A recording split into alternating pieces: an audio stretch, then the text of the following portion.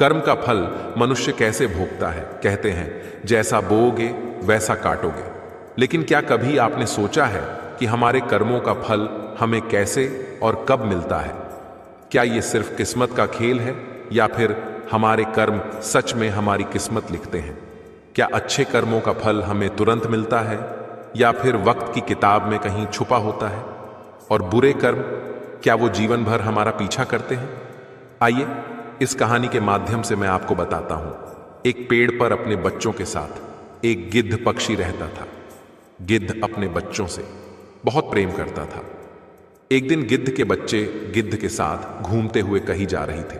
तभी उन्होंने देखा कि एक स्थान पर एक स्त्री पुरुष बैठे हुए थे जिनकी हालत बहुत ही दयनीय थी।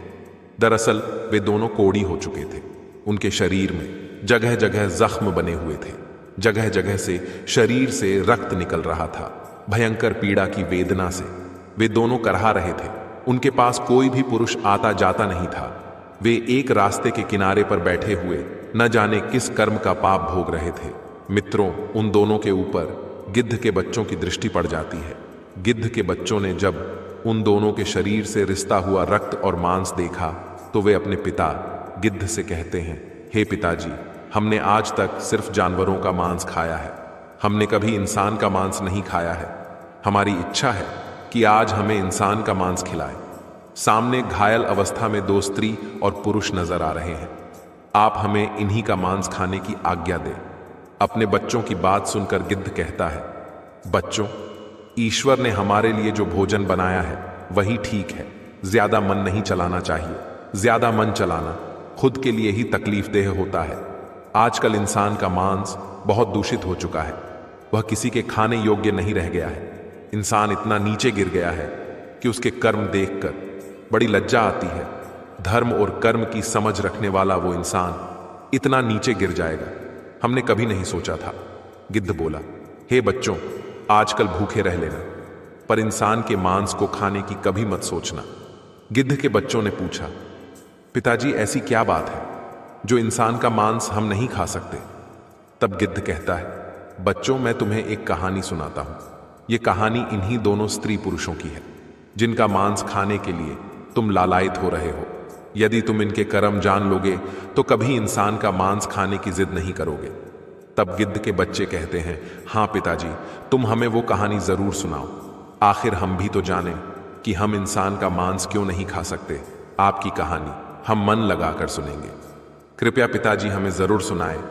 तब गिद्ध वहीं पर एक पेड़ पर बैठ जाता है और अपने बच्चों को कहानी सुनाने लगता है। कहता है, बच्चों, ये कहानी इन्हीं दोनों स्त्री पुरुषों की है जो नीचे कोढ़ी के रूप में बैठे हुए हैं। अब से पहले ये दोनों एक शहर के एक राजा और रानी हुआ करते थे। इस पुरुष की इससे पहले एक पत्नी और थी जो भगवान को प्यारी हो गई। राजा और रानी के बीच बहुत ही अटूट प्रेम था। राजा अपनी पहले वाली रानी से बहुत प्रेम करता था। राजा के राज्य में चारों तरफ खुशहाली थी। प्रजा भी अपने राजा का बहुत सम्मान करती थी। राजा भी अपनी प्रजा की भलाई के लिए काम करता था। किसी तरह का प्रजा में कोई दुख नहीं था। इसी प्रकार राज कार्य करते हुए राजा का समय बड़े आनंद से बीत रहा था। मित्रों, कुछ समय बाद रानी ने एक कन्या को जन्म दिया, लेकिन दुर्भाग्य से बेटी को जन्म देकर वो महारानी स्वर्ग से धार गई। राजा को इस बात से बहुत सदमा लगा। राजा के मन में यह बात बैठ गई कि मेरी जो बेटी हुई है, इसी बेटी के कारण मेरी प्रिय रानी की मौत हुई है, क्योंकि राजा रानी को बहुत चाहता था। रानी का गम राजा से बर्दाश्त नहीं हुआ। इसी के चलते राजा की हालत बिल्कुल पागलों जैसी हो गई थी। उसने यह बात अपने दिलो दिमाग में बैठा ली थी कि मेरी बेटी के कारण ही मेरी पत्नी की मृत्यु हुई है। वह अपनी बेटी को बिल्कुल भी प्यार नहीं करता था, ना ही उसकी तरफ देखता था। मन ही मन राजा उससे नफरत करने लगा। वो हमेशा कहता था कि मेरे घर में ये बेटी नहीं, यह कुलच्छनी हुई है, इसी के कारण मेरी रानी की मौत हुई है। राजा को सबने समझाया कि देखो, जो होनी थी वो हो गई, अब क्यों बेटी से नफरत करते हो? परंतु राजा के समझ में कुछ नहीं आ रहा था। मित्रों, आपको बता दें कि रानी जो थी वो बड़ी ही धार्मिक प्रवृत्ति की थी। भगवान शिव की बहुत पूजा पाठ करती थी।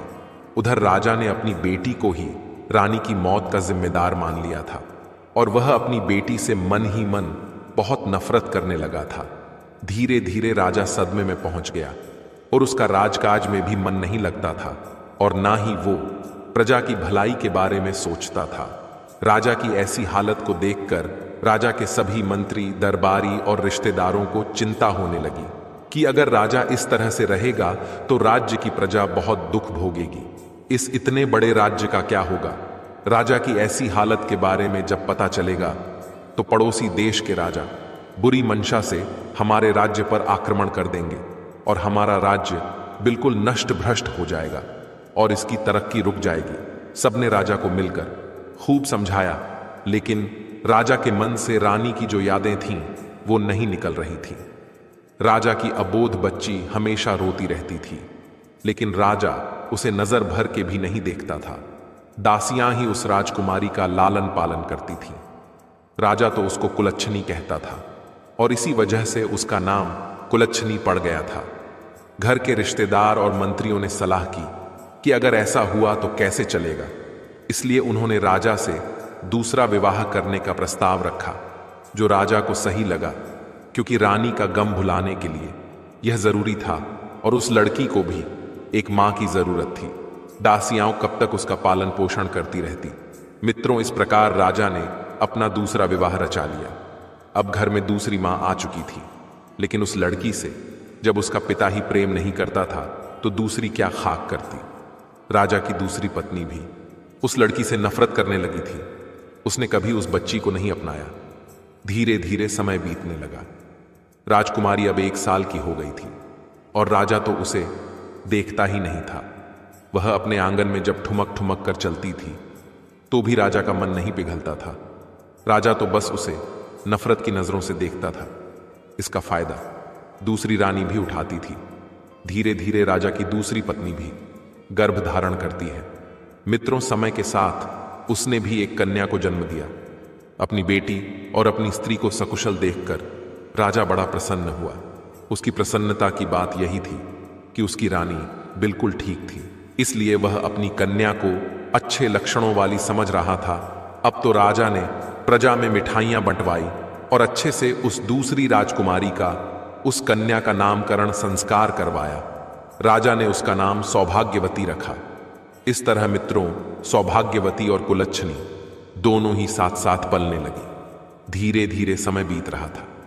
राजा रानी सौभाग्यवती को बहुत प्रेम करते थे, लेकिन जिसको वे कुलच्छनी मानते थे उसे फूटी आंख से भी नहीं देखते थे। समय अपनी गति से चलता रहा। धीरे धीरे राजकुमारी सौभाग्यवती को शिक्षा दिलाई गई। राजकुमारी की तरह उसके हर काम कराए गए, लेकिन कुलच्छनी को शिक्षा का भी प्रबंध नहीं किया गया। धीरे धीरे जब दोनों कन्याएं बड़ी हुई तो देखने में दोनों बराबर की लगती थीं। दोनों में ज्यादा अंतर नहीं था और उनके पालन पोषण में राजा रानी की तरफ से बहुत अंतर था। सौभाग्यवती के जो कपड़े होते थे, अगर वो कपड़े पुराने हो जाते तो उन्हीं कपड़ों को उतारकर कुलच्छनी को पहनने के लिए दे दिया जाता था, क्योंकि मित्रों, जब पिता ही उसे प्रेम नहीं करता था तो दूसरा कौन देखने वाला था। बेचारी की मां तो थी नहीं। धीरे धीरे दोनों लड़कियां सयानी हो रही थीं। एक दिन रानी कहने लगी, राजा साहब, लड़कियां बड़ी हो गई हैं, अब इनकी शादी हमें करनी चाहिए। मित्रों, जो कुलच्छनी थी वो बड़ी ही धार्मिक प्रवृत्ति की थी, अपनी मां की तरह। उसकी मां भी बहुत ही धार्मिक थी। जो उसको जन्म देकर मर गई थी वो भी बहुत ही धार्मिक थी। वह हमेशा भोले बाबा का बहुत पूजा पाठ किया करती थी। और जो सौभाग्यवती थी वो बड़े घमंड में रहती थी। उसे तो घमंड था कि वो एक राजकुमारी है, उसके पास माँ और पिता दोनों का प्यार है। लेकिन बेचारी कुलच्छनी को माता पिता का प्रेम नहीं मिलता था। कुलच्छनी कुछ ज्यादा ही समझदार थी। उसकी सौतेली माँ कुछ भी कहती, चाहे उसकी बहन कुछ भी कहती रहे, तो वह चुपचाप सुन लिया करती थी। राजा रानी को छोड़कर बाकी महल के जितने भी लोग थे वे सब कुलच्छनी से हमदर्दी रखते थे, लेकिन सौभाग्यवती और उसकी माँ हमेशा उसे डांटती रहती थी। और राजा तो अपनी बेटी सौभाग्यवती को देखकर फूला नहीं समाता था, और जिसे वह कुलच्छनी मानता था उसे देखकर तो वो रास्ता ही बदल लेता था। बेचारी कुलच्छनी अपने पिता के प्यार को पाने के लिए तरसती रहती थी, लेकिन राजा कभी भी उसे अपनी आंखों के आगे भी नहीं आने देता था। राजा ने सख्त हिदायत दे रखी थी कि जब भी वो महल में आए तो उसकी बेटी कुलच्छनी उसके सामने ना आए। मित्रों, इस बात का पूरा ध्यान रखा जाता था। अब जब बेटी शादी के लायक हुई तो शादी तो करनी ही पड़ेगी, भले ही राजा उसे कितनी ही नफरत क्यों ना करता हो, बेटे की शादी तो करनी ही थी। रानी ने कहा, महाराज, अपनी दोनों बेटियां बड़ी हो गई, इनके लिए कोई अच्छा सा वर तलाश कीजिए। राजा कहने लगा, हे रानी, विवाह तो करना ही पड़ेगा और जितनी जल्दी हो जाए उतना अच्छा है। इस कुलच्छनी का साया हमारे महल से हट जाएगा। राजा की इन बातों को सुनकर लगता था कि वह मूर्ख राजा अपनी उस बेटी से न जाने कितनी नफरत करता था। रानी तो फिर भी सौतेली थी, वह तो नफरत करती ही थी और घर के सारे काम उस कुलच्छनी से कराती थी। रानी हमेशा यही चाहती थी कि उसकी सौतेली बेटी हमेशा दुखी रहे। इसलिए उसने राजा से कहा कि महाराज, क्यों ना पहले कुलच्छनी का विवाह करके इसे घर से हटा दिया जाए, हम अपनी बेटी का विवाह बाद में कर लेंगे। राजा ने कहा, कोई बात नहीं, हम इसका विवाह पहले कर देते हैं, जैसी ये है ऐसा ही इसके लिए हम लड़का देख लेते हैं। रानी कहने लगी, अरे राजा साहब, उसके लिए तो कोई अंधा भिखमंगा लड़का ही ठीक रहेगा। वो कहाँ राजमहलों के लायक है, जहां भी जाएगी मां का बेड़ा गर्क कर देंगी। यहां तो अपनी मां को खा ही गई, वहां भी न जाने क्या क्या कर देगी और इसके कारण हमें न जाने क्या क्या सुनने को मिलेगा। इसलिए राजा कहने लगा, रानी साहिबा, तुम बिल्कुल ठीक कहती हो। राजा ने तुरंत ही अपने महल में नाई और ब्राह्मण को बुलवाया और कहा कि कुलच्छनी के लिए एक अंधा और परिवार से हीन, जिसका परिवार ना हो, ऐसे वर को देख कर आओ। राजा की आज्ञा पाकर नाई और पंडित वर की तलाश में चल पड़ते हैं। चलते चलते वे दोनों बहुत दूर एक गांव में जा पहुंचे। वहां उन्होंने देखा कि एक भिखारन स्त्री बैठी हुई थी। उसका एक बेटा था। मां बेटा दोनों भीख मांग रहे थे। बेटा अंधा था। घर के नाम पर एक घास फूस की झोपड़ी टूटी फूटी पड़ी हुई थी। नाई और ब्राह्मण उसे देखकर बहुत खुश हो जाते हैं, क्योंकि उन्हें कई दिन हो गए थे और काफी समय लग गया था। जैसा वर राजा ने बोला था वैसा वर उन्हें ढूंढने से भी नहीं मिल रहा था। आज उनकी नजरों के सामने ऐसा वर मिल गया था। मित्रों, राजा के नाई पुरोहित उस भिखारन के पास जाते हैं और उससे कहने लगे, माई, हम तेरे बेटे के लिए एक बहुत अच्छा रिश्ता लेकर आए हैं। नाई पंडित की ये बात सुनकर पहले तो भिखारन हंसी और फिर कहने लगी, क्यों भैया, क्यों मुझ भिखारन का मजाक उड़ाने आए हो? भला मेरे अंधे बेटे से कौन विवाह करेगा? तब नाई कहने लगा, अरे नहीं नहीं, बात ऐसी ही है। वास्तव में हम आपके बेटे के लिए बहुत अच्छा रिश्ता लेकर आए हैं और वो भी एक राजमहल से आए हैं। यह सुनकर तो भिखारन को और भी ज्यादा विश्वास नहीं हुआ, लेकिन वो ये बात सुनकर तुरंत राजी हो जाती है कि राजमहल से उसकी बहू आएगी, चाहे वो कैसी भी हो, नालायक भी क्यों ना हो, लेकिन राजमहल से तो नाता जुड़ ही जाएगा। मित्रों, नाई और पुरोहित उस भिखारन के बेटे के साथ रिश्ता तय करके राजमहल को लौट जाते हैं। उन्होंने आकर राजा को पूरी बात बताई कि जैसा आपको लड़का चाहिए था वैसा लड़का मिल गया है और हम उसका टीका भी कराए हैं। दर्शक बंधुओं, इस प्रकार राजा ने अपनी उस बेटी का विवाह उस अंधे भिखारी के साथ कर दिया और दान दहेज के नाम पर भी उसे कुछ नहीं दिया। जिस तरह से राजा और रानी ने उसे विदा किया था, वो बेचारी उसी तरह से अपनी ससुराल में आ गई। ससुराल आई तो देखा कि वो वहां तो महलों में रहती थी, परंतु यहां तो एक टूटी फूटी घास फूस की झोपड़ी पड़ी हुई थी। बैठने के लिए भी उस झोपड़ी में सही जगह नहीं थी। बेचारी आकर भगवान से कहने लगी, हे भगवान भोलेनाथ, ये मेरी कैसी परीक्षा ले रहे हो? मुझे पति भी दिया तो दोनों आंखों से अंधा। अरे कम से कम जीवन साथी तो ठीक होता, भले ही मुझे धन संपत्ति घर मकान न मिलता। अगर जीवन साथी ठीक होता तो हम दोनों कुछ कर लेते और अपना जीवन यापन कर लेते। खैर, मैंने सुना है कि ईश्वर जो भी करते हैं अच्छा ही करते हैं। यदि मेरे पिता ने मेरे लिए अंधा और भिखारी पति ढूंढा है तो यही मेरा पति मेरे लिए परमेश्वर है। मुझे जिस भी रूप में मिला है मैं हमेशा इसका साथ निभाऊंगी और उसकी सेवा करूंगी।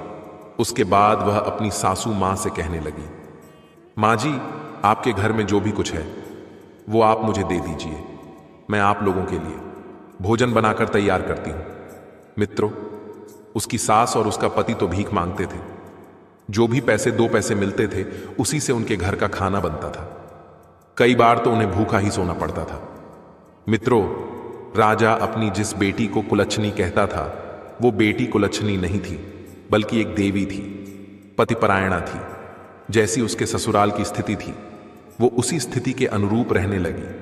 जो भी उसके पति ने उसे पैसे 2 पैसे दिए, उसने उसी से राशन लेकर खाना बनाया और सबसे पहले अपने पति को और अपनी सास को खिलाया, और बाद में जो कुछ भी बचा थोड़ा बहुत वो उस बेचारी ने ग्रहण कर लिया। उसने दिल छोटा नहीं किया कि मैं कहां एक भिखारी के घर में रह रही हूं। वह तो भगवान की इच्छा समझकर बड़े प्रेम से उस घर में रह रही थी और बड़े प्रेम से और भाव से अपनी सास और अपने पति की सेवा करने लगी। वो उसी में सुख तलाशने लगी और रूखा सूखा खाकर बड़े प्रेम से अपनी सास और अपने पति के साथ रहती थी। उधर जब काफी समय बीत गया तो रानी ने अपने राजा से कहा, महाराज, अब तो वह मनहूस लड़की हमारे घर से जा चुकी है। अब हमें उससे छुटकारा मिल चुका है। क्यों ना अब हम अपनी बेटी का कहीं अच्छे राजघराने में सुंदर सा वर देखकर विवाह कर दें। मित्रों, अब तो बिना देर किए राजा ने नाई और पंडित को बुलाकर टिका की सामग्री लेकर और किसी अच्छे राजकुमार की तलाश में भेज दिया।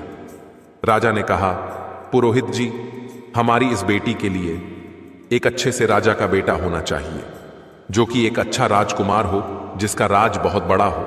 राजा के बताए अनुसार नाई और ब्राह्मण चक्रवर्ती राजा के यहां पहुंचे, क्योंकि राजकुमारी सौभाग्यवती देखने में बहुत सुंदर थी, इसलिए उन्होंने राजकुमार भी सुंदर ही तलाश किया।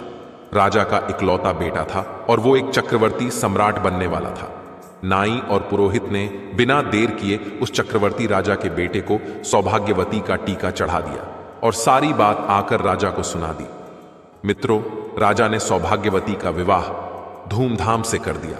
हजारों हाथी, घोड़ा, रथ, द्रव दहेज दान में दिया और बड़े ही भव्य तरीके से अपनी बेटी को विदा किया। उधर वो बेटी जिसे राजा कुलच्छनी कहा करता था, वो बेचारी अपने जैसे तैसे दिन काट रही थी और सौभाग्यवती एक राजा के घर में ब्याह कर गई थी, इसलिए वो रानी बनकर आनंद से अपना जीवन यापन करने लगी।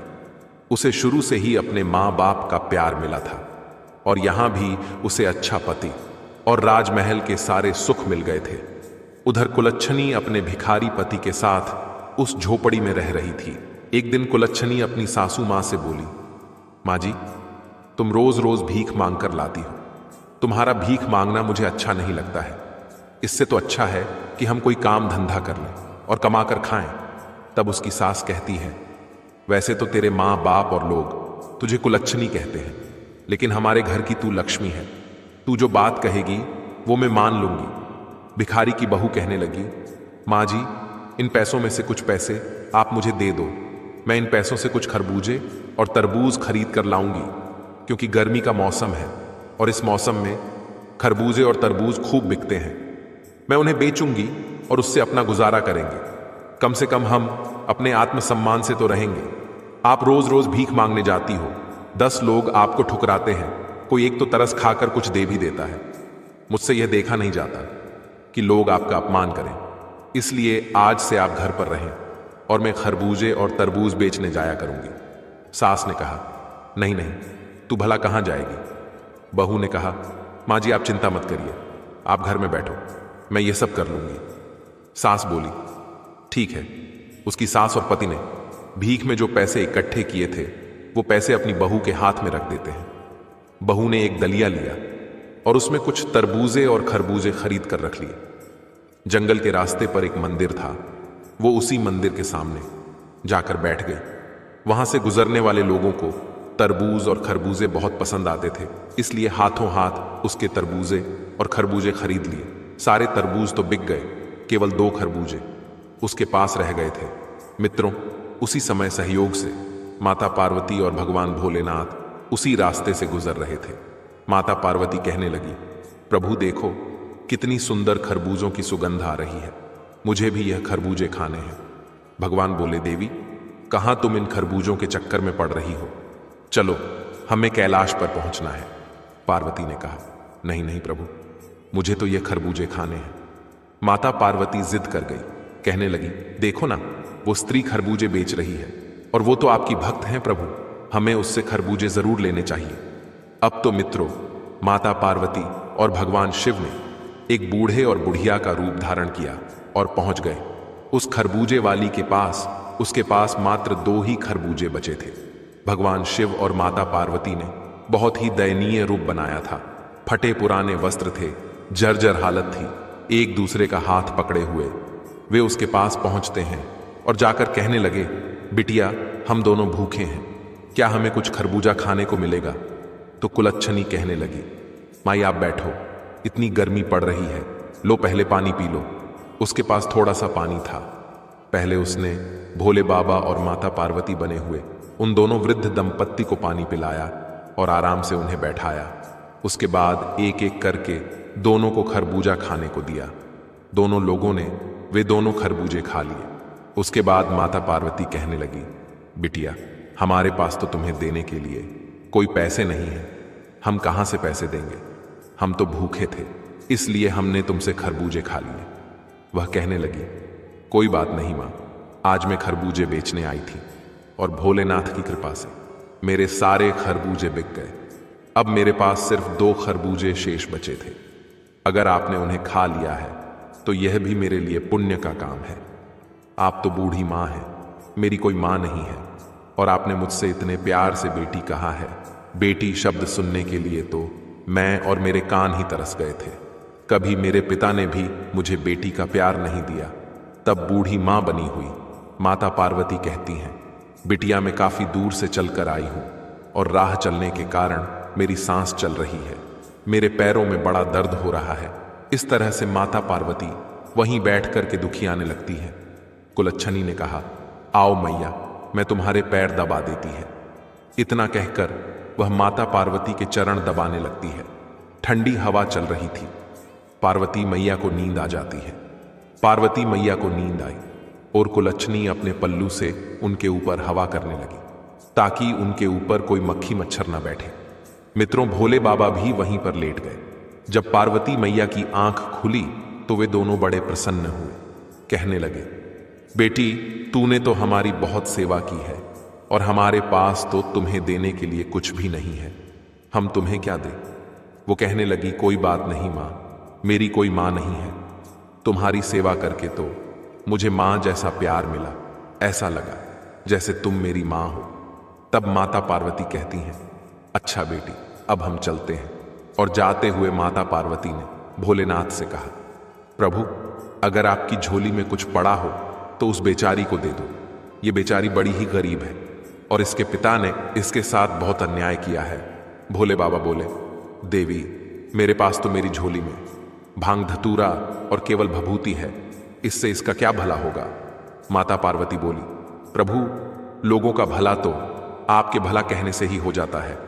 फिर भी मन समझाने के लिए माता पार्वती ने भोलेनाथ की झोली से कुछ भभूति निकाली और उस बेचारी को दे दी। वो भभूति उसने अपने साड़ी के पल्लू में बांध कर रख ली और शाम को जब वह अपने घर पहुंचती है तो अपनी सासू मां से कहती है, मां जी, आज एक बूढ़ी मां और एक बूढ़े बाबा की सेवा करके मुझे अपार सुख मिला, और देखो मां, आज की कमाई, आज मेरे सारे खरबूजे बिक गए। मां, अब तुम्हें और मेरे पति को कहीं भी भीख मांगने जाने की जरूरत नहीं है। अब हम मेहनत से काम करके अपना गुजारा कर लेंगे, और भोले बाबा की कृपा रही तो हम सम्मान की जिंदगी जिएंगे। आज से हमें भीख नहीं मांगनी है। तब उसकी सास कहने लगी, बेटी, मैं तेरे जैसी बहू पाकर निहाल हो गई। मैंने तो कभी सोचा भी नहीं था कि कभी मेरे बेटे का भी विवाह होगा। मुझे नहीं पता था कि मेरे बेटे के नसीब में इतनी संस्कारी और लक्ष्मी जैसी बहू लिखी होगी। मैं तो भगवान की बहुत आरनी हूं कि भगवान ने मेरे बेटे की किस्मत में तुम्हें लिख दिया था। वो कहने लगी, मां, आज एक बूढ़े बाबा और एक बूढ़ी अम्मा आई थी, उन्होंने मुझे यह भभूति दी है, मैं इसका क्या करूं? तब उसकी सास बोली, बहू, थोड़ा रुको, अभी मेरा बेटा आता होगा, जैसा वो कहेगा तुम वैसा ही करना। मित्रों, शाम को जब उसका पति आया तो वो कहने लगी, स्वामी, आज मुझे यह भभूति दी है एक बूढ़े बाबा और एक बूढ़ी मां ने, मैं इसका क्या करूं? तब उसका पति कहने लगा, एक काम करो, घर के चारों कोनों में इसे छिड़क दो, और जो बचे उसे संदूक में रख दो, और थोड़ी बहुत भभूति हमारा जो तुलसी का गमला है उसमें रख दो। वो कहने लगी, ठीक है, मैं ऐसा ही करूंगी। अब तो उस कुलच्छनी ने उस भभूति को अपने घर के चारों कोनों में बिखेर दिया, थोड़ी भभूति संदूक में रख दी, और रात को खाना बनाया, और खाना बनाकर अपनी सासू मां को खिलाया, अपने पति को खिलाया, फिर खुद खाकर घर की साफ सफाई करके सो गई। सुबह उठती है तो क्या देखती है कि उसकी झोपड़ी की जगह बहुत ही सुंदर महल बन गया है। चारों कोने पर हीरे मोती चमक रहे हैं, धन के अंबार लगे हुए हैं, अन्न धन से घर भरा हुआ है। देखकर तो उसको बड़ा अचंभा हुआ। वो दौड़ी दौड़ी अपनी सास के पास जाती है और कहती है, माँ जी उठिए, देखो क्या चमत्कार हो गया। उसकी सासू माँ की आंख खुली तो उसने देखा कि उसका घर तो पहचानने में नहीं आ रहा है। वह कहने लगे, अरे वाह, क्या हम तेरे मायके में आ गए हैं। आज तक तेरे पिता ने कभी इधर मुड़कर नहीं देखा, लेकिन मैं तो सोई हुई थी। तेरे पिता का हृदय कैसे पसीज गया। तब वह कुलच्छनी कहती है, नहीं मां जी, यह मेरे पिता का घर नहीं है, यह तो हमारा घर है। देखिए, शायद भोले बाबा की और माता पार्वती की अनुकंपा हुई है, उन्हीं की कृपा से मेरे भाग्य बदल गए हैं। देखो, शायद वे बूढ़े बाबा और बूढ़ी मां कोई और नहीं, साक्षात भोले बाबा और माता पार्वती ही होंगे, जिनको मैं पहचान नहीं पाई। भगवान को न पहचान पाने का दुख अब तो उसे बहुत व्यथित करने लगा था, और वो रोने लगी कि भगवान साक्षात मेरे पास आए और मैं उनको पहचान नहीं पाई। उसके सासू मां ने उसे धीरज बंधाया, तभी उसके पति की आंख खुल जाती है तो वह चिल्लाते हुए बोला, अरे कुलच्छनी, यह मैं अपनी आंखों से क्या देख रहा हूं, अब तो मुझे दिखाई दे रहा है। वह अपनी मां से बोला, देखो, मुझे सब कुछ दिखाई दे रहा है, अब अंधा नहीं रहा। यह देखकर कुलच्छनी की खुशी का ठिकाना नहीं रहा। उसके पति की आंखें ठीक हो जाती हैं। यह उसके जीवन की सबसे बड़ी खुशी थी। इतनी खुशियां तो उसे धन दौलत पाकर भी नहीं हुई थी। भगवान की कृपा से अब उसका पति किसी राजा से कम नहीं लग रहा था। अब उन्होंने कहा कि जब इतनी बड़ी कृपा हो ही गई है तो क्यों ना हम भगवान भोलेनाथ और माता पार्वती की चर्चा करवाएं, शिव पुराण का पाठ करवाएं, लोगों को अपने घर बुलाएं और उनको बड़ा सा भंडारा करवाएं। उसकी सासू मां कहने लगी, बेटी, तुम तो मेरे घर की लक्ष्मी हो, जैसा तुम करना चाहो वैसा करो, मैंने कब मना किया। मित्रों, अब तो लक्ष्मी ने अपने घर में कथा का आयोजन किया और अपने हितों रिश्तेदार सबको निमंत्रण दिया। सारे रिश्तेदारों में न्योता बंटवाया। एक पत्र अपने मायके भी भिजवाया था और एक चिट्ठी अपने बहन सौभाग्यवती के घर भी भिजवाई थी।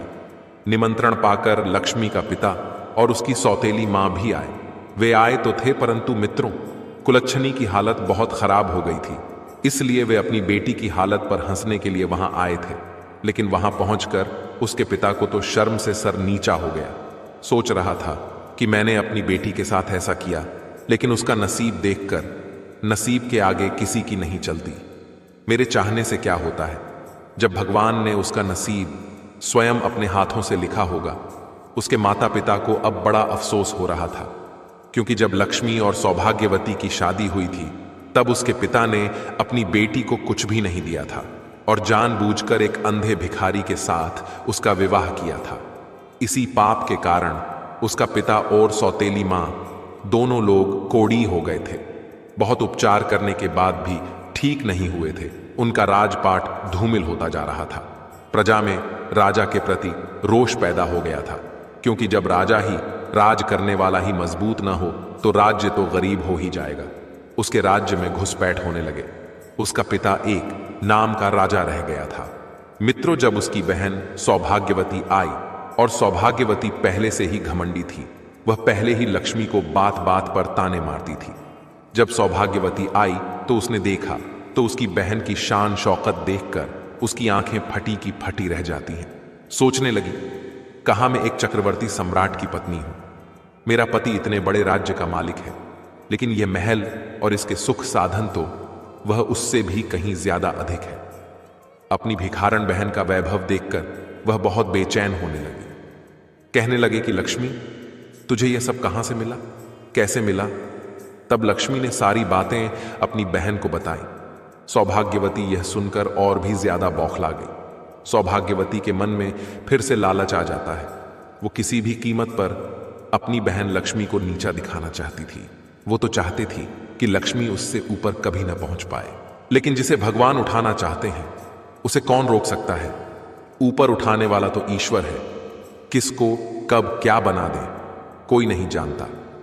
सौभाग्यवती ने जब अपनी बहन से पूछा था कि उसके समृद्ध होने का क्या कारण है, तो भोली लक्ष्मी ने पूरी बात उसे बता दी कि उसने बूढ़े और बूढ़ी मां को खरबूजे खिलाए थे। उन्हीं के आशीर्वाद से यह सब हुआ है। अपनी बहन से यह सब पूछकर सौभाग्यवती ने अपने पति से कहा कि देखो, मैं भी खरबूजे बेचने जाऊंगी। उसका पति कहने लगा, अरे सौभाग्यवती, तुम ये कैसी बातें कर रही हो? हमारे राज्य में किसी प्रकार की कोई कमी नहीं है, और वो तेरी बहन इतनी गरीब थी, उसकी सच्ची श्रद्धा और भक्ति देखकर उस पर भगवान ने कृपा की है। तू तो क्यों जलन के मारे मरी जा रही है? तेरे पास किस चीज की कमी है? लेकिन सौभाग्यवती नहीं मानी। वो कहने लगी, नहीं जी, मुझे तो खरबूजे बेचने जाना है। तो पति कहने लगा, ठीक है, अगर नहीं मानती है तो चली जा। मित्रों, उसने एक डलिया में खरबूजे भर लिए और एक मंदिर के पास जाकर बैठकर बेचने लगी। संयोग से उस दिन भी माता पार्वती और भोले बाबा उधर से आ रहे थे। खरबूजे बड़े ही ताजा ताजा थे। पार्वती मैया बोली बाबा से, प्रभु देखो, मुझे खरबूजा खाने हैं। गर्मी का मौसम है और यहां बड़े सुंदर सुंदर खरबूजे दिखाई दे रहे हैं। भोले बाबा ने बहुत समझाया, लेकिन पार्वती जी नहीं मानी। उन्हें तो सौभाग्यवती के खरबूजे पसंद आ रही थे। अब उन्होंने फिर से बूढ़े का भेष बनाया और एकदम से उसके पास पहुंच गए। उस दिन सौभाग्यवती का एक भी खरबूजा नहीं बिका था। पार्वती मैया कहने लगी, बिटिया, बहुत तेज भूख लगी है, गर्मी के मारे दम निकला जा रहा है, बहुत प्यास लगी है, थोड़ा सा पानी पिला दो और हमें थोड़ा खरबूजा खाने को दे दो। तो सौभाग्यवती कहने लगी, मेरे हटो यहां से, वैसे भी सुबह से बोनी तक नहीं हुई है, कहां से भिखारी चले आए मांगने के लिए। पार्वती और भगवान शिव एक दूसरे की तरफ देखकर मन ही मन मुस्कुरा उठे और वे वहीं बैठ गए। सौभाग्यवती डंडा उठाकर कहने लगी, हटो यहां से, तुम लोग कितने गंदे हो। मैं यहां खरबूजे बेचने आई हूं। तुम्हें देखकर कोई मुझसे खरबूजे खरीदने भी नहीं आएगा। अभी तक मेरा एक भी खरबूजा नहीं बिका है, और जब भगवान शंकर और माता पार्वती आएंगे तो मैं उन्हें कैसे खरबूजा खिलाऊंगी। तुम लोग पीछे हटो। मित्रों, सौभाग्यवती ने उन्हें एक भी खरबूजा नहीं दिया। सुबह से शाम हो गई, लेकिन भगवान शिव और माता पार्वती बाहर नहीं आए। वो उठकर चलने लगी और कहने लगी, मैं जा रही हूं। जब भगवान और माता पार्वती साक्षात नहीं आए तो उसने उस बुढ़िया से ही कहा कि है बूढ़ी मां, आप मुझे थोड़ी सी भभूति दे दो। तो पार्वती मैया शिव जी से कहने लगी, हे प्रभु, इसे थोड़ी सी भभूति दे दीजिए। शंकर जी ने अपने झोले में हाथ डाला और सौभाग्यवती को थोड़ी भभूति निकाल कर दे दी। सौभाग्यवती खुशी खुशी अपने घर आई और अपने पति से बोली, देखो जी, मैं भभूति ले आई हूं, अब इसका क्या करना है। इतना कहकर उसने वो सारी भभूति अपने घर में छिटकी और थोड़ी सी तुलसी के गमले में डाल दी और शाम को खाना खाकर सो गई। पहले तो उसे सारी रात नींद नहीं आई, और जब सुबह सोकर उठी तो उसने सोचा था कि घर में सुबह हीरे मोतियों के अंबार लगे मिलेंगे। सोचकर वह बड़ी खुश हो रही थी। लेकिन जैसे ही सुबह उठी तो क्या देखती है, उसके महल की जगह एक झोपड़ी बन गई है और जगह जगह कीड़े मकोड़े बिल बना रहे थे। अब तो सौभाग्यवती मुंह पकड़कर रोने लगी, कहने लगी, हे भगवान। अब तो उनको गाली गलौज करने लगी। वह अपनी बहन को गाली देने लगी कि इसमें या क्या करवा दिया।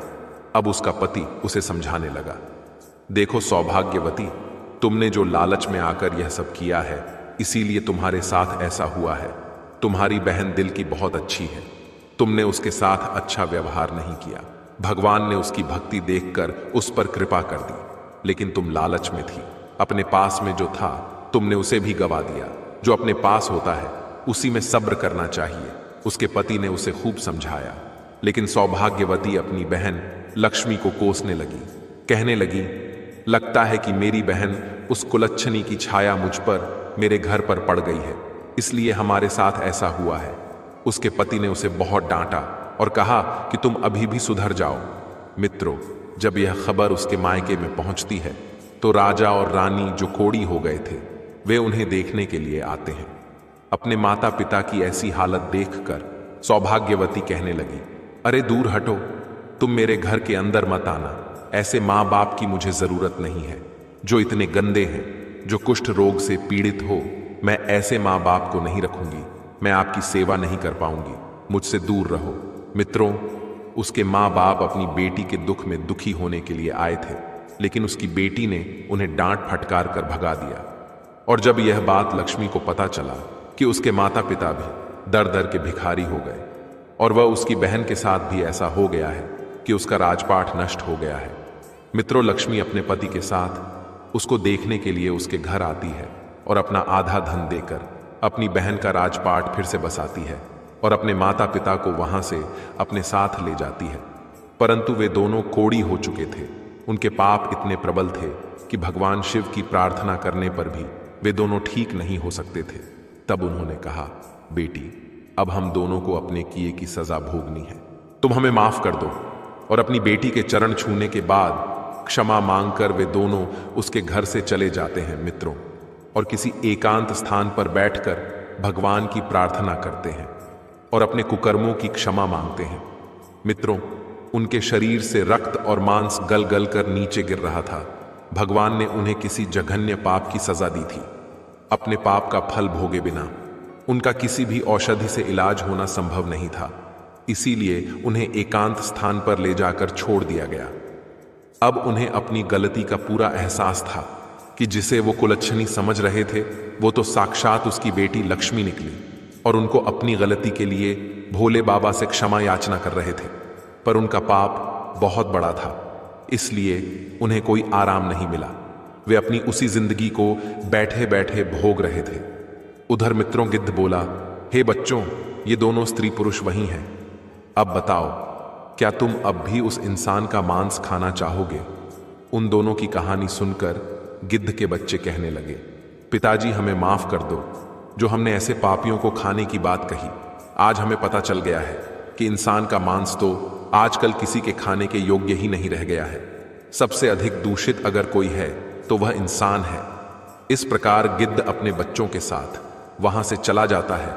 मित्रों, इस कहानी से हमें यह सीख मिलती है कि कर्म का दंड हमें जरूर भोगना पड़ता है, और जो माँ बाप अपनी सौतेली बेटी के साथ या बेटे के साथ ऐसा करते हैं, उनके साथ ऐसा ही होता है।